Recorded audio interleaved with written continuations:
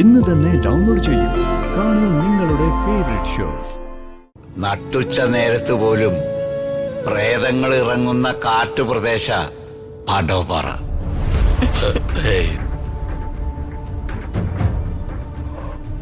എല്ലാവരും ഒന്ന് സൂക്ഷിച്ചേക്കണം. എടോ, ഇതിനെന്താ വില? 1 രൂപ.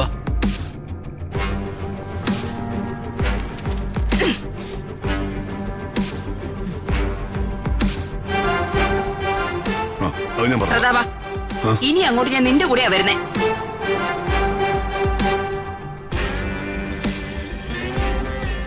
ശരി, ഞാൻ അങ്ങോട്ട് വിളിക്കാം. എന്താ ശരി ഇതൊക്കെ? ഏട്ടാ വാ.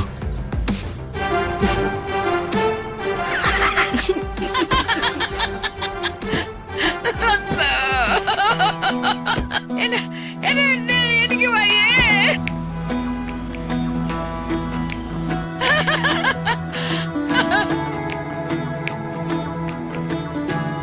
അമ്മമ്മടി അമ്പികേ. യോ ഭയങ്കരി, എന്തൊരു ജാടായിരുന്നു അവക്ക്. ഈ കേട്ടോ രാധമ്മേ, കൃതികാമാടത്തിന്റെ അപ്പച്ചി അംബികാമാടം കപ്പലണ്ടി കുറിക്കത്തില്ല, പക്കാവട തിന്നത്തില്ല, മുറുക്ക് തൊടത്തില്ല. ഓ, മുടിഞ്ഞ ജാടം. അവളുടെ മട്ടും ഭാവവും ഒക്കെ കണ്ടാലേ തീപ്പെട്ടു പോയ പഴയ റാണി ലക്ഷ്മിബായിയാന്ന് തോന്നും. മറ്റുള്ളവരെയൊക്കെ അവർക്ക് പുച്ഛം, വെറും പുച്ഛം. ഒരുമാതിരി അവജ്ഞയോടെയൊക്കെയാ നമ്മളെയൊക്കെ കാണുന്നത്. അതെ, അവരെന്റെ അളിയന്റെ അപ്പച്ചി ആയോണ്ടാ. ഇല്ലെങ്കിൽ അമ്മയോടൊപ്പം കൂടി ഞാനും 4 വർത്താനം പറഞ്ഞനെ. പാല് കച്ചവടം നടത്തി നടന്നവളാ അവള്. അവളാ എന്റെ അടുത്ത് പുട്ടുകച്ചവടോട്ട് വന്നത്. പശുക്കറയായിരുന്നു അവക്ക് ജോലി. എന്നിട്ട് കൊച്ചമണി എടുത്ത അവളുടെ അഹങ്കാരം. ഞാൻ കണ്ട വീടുകളിൽ തിണ്ണ തൂത്ത് നടന്നു, അവള് പാല് വിറ്റ് നടന്നു. അല്ലാതെ ഞങ്ങള് തമ്മിൽ എന്തോന്നാ വ്യത്യാസം? ജയന്റെ അമ്മേ, എന്താ അച്ഛാ? നമ്മൾ പോകുന്നതേ പാണ്ഡവപ്പാറ എന്ന ഒരു നാട്ടുംപുറത്തേക്കാ. കാടിനോട് ചേർന്നുള്ള ഒരു നാടാണ് പാണ്ഡവപ്പാറ. യഥാർത്ഥത്തിൽ ഈ സൂര്യമംഗലം കൊട്ടാരം ഈ പാണ്ഡവപ്പാറയിലല്ല, അതങ്ങ് കൊച്ചിയില. ഇത് പഴയ രാജാക്കന്മാരുടെ ഒരു വേനൽക്കാല വസതിയാ. പക്ഷേ മഹാദേവവർമ്മ സാറ് പതുക്കെ പതുക്കെ പാണ്ഡവപ്പാറയെ 2 ആക്കി മാറ്റി. അല്ല, അപ്പൊ എവരും ഈ അംബികാവർമ്മ?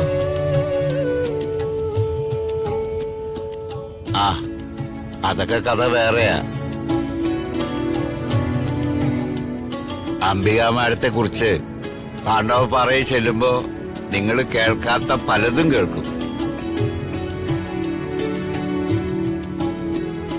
പണ്ട് മഹാദേവവർമ്മ സാറിന്റെ കോവിലകത്ത് പാല് വിറ്റ് നടന്നിട്ടുണ്ടാവാം. പക്ഷെ അംബികാവർമ്മ ഇന്നതല്ല.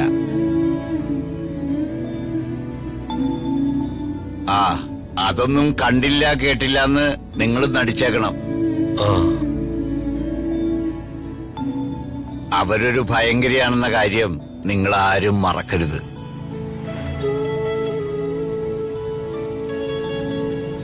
നട്ടുച്ച നേരത്ത് പോലും പ്രേതങ്ങൾ ഇറങ്ങുന്ന കാട്ടുപ്രദേശ പാണ്ഡവപ്പാറ.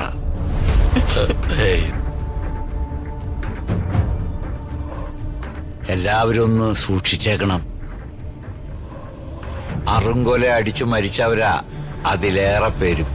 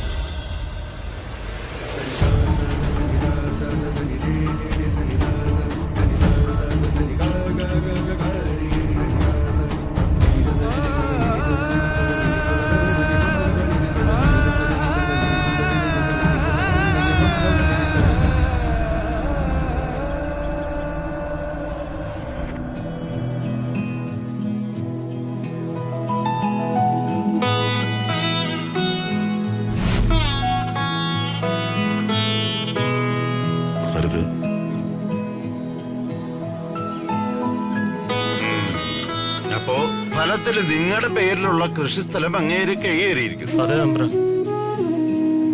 പ്രഭവാ, സർ. ഇന്ന് തന്നെ നമുക്ക് അവരെ കാണണം. നീ എന്നെ ഒന്ന് ഓർമ്മിച്ചാൽ മതി. ശരി സർ. നിങ്ങൾ സമാധാനമായിട്ട് പോയിക്കോളൂ. ഇന്ന് തന്നെ അതിന് തീരുമാനം ഉണ്ടാവും. വലിയ ഉപകാരം.